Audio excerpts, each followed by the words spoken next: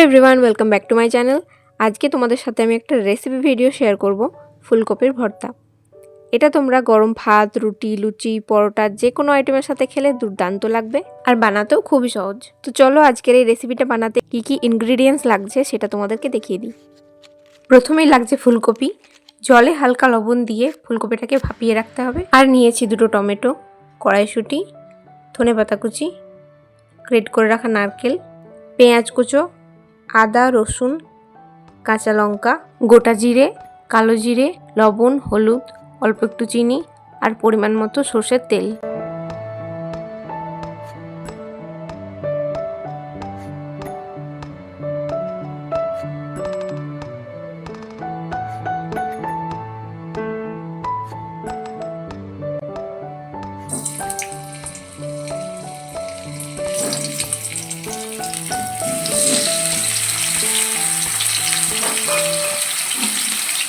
ওভেনে কড়াই বসিয়ে দিয়ে দিলাম সরষের তেল।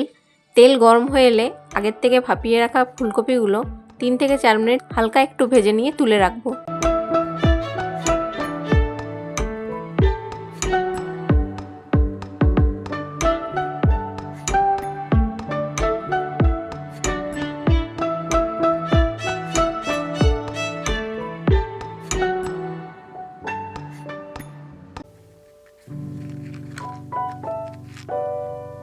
ফুলকপি ভাজা হয়ে গেলে আবারও কড়াইয়ে অল্প একটু তেল দিয়ে এক এক করে আদা, রসুন, পেঁয়াজ, কাঁচা লঙ্কাটা অল্প একটু ভেজে নেব।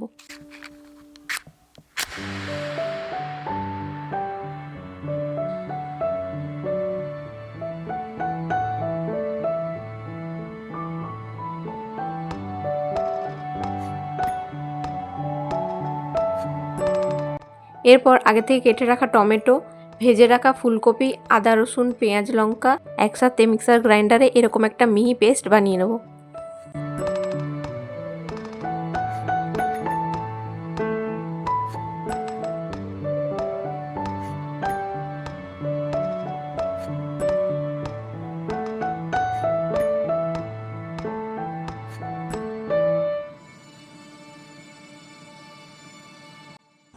এরপর আবারও কড়াইতে তেল গরম হয়ে যাওয়ার পর দিয়ে দিলাম 1 চামচ চিনি, গোটা জিরে, কালো জিরে, কড়াইশুঁটি, নুন, হলুদ দিয়ে আবারও 2 থেকে 3 মিনিট একটু ভেজে নেব।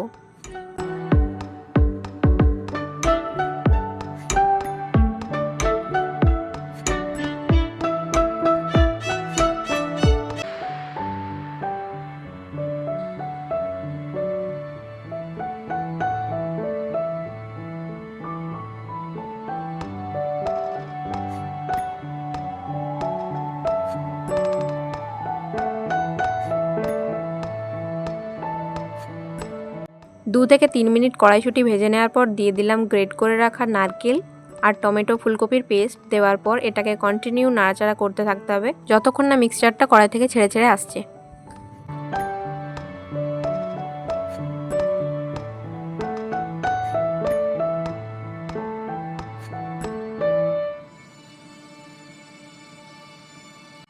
এই রেসিপিতে কিন্তু এক্সট্রা করে কোনো জল অ্যাড করতে হচ্ছে না।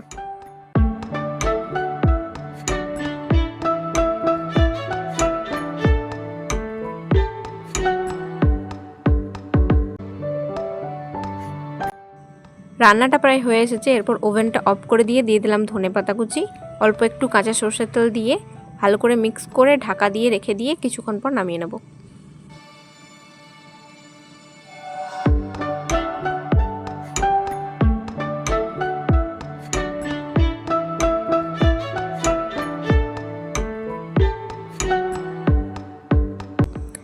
তৈরি হয়ে গেল খুবই ইজি আর দারুণ টেস্টি ফুলকপি ভর্তা রেসিপিটা তোমাদের কেমন লাগলো কমেন্ট করে অবশ্যই জানিও।